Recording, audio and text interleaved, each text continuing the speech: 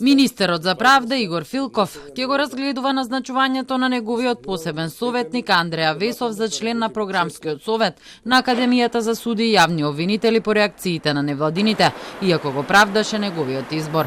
Блупринт групата за реформи во правосудството изрази загриженост за назначувањето на Весов како член на програмскиот совет, бидејќи согласно закон може да биде избран раководен државен службеник од Министерството за правда со најмалку 8 години работен стаж на работи од областа на правосудството по положен правосуден испит, но Весов според невладините не се квалификува. Министерот Филков пак не одговори дали ќе бара да се повлече Весов.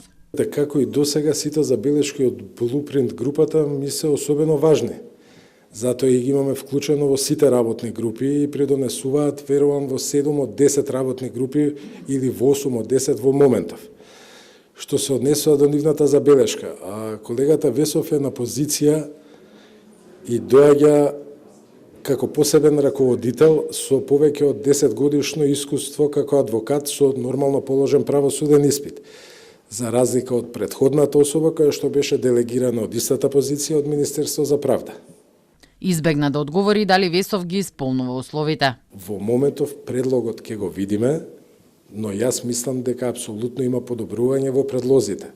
До минатата недела не бев свесен дека тоа беше еден од условите кои што беа побарани за...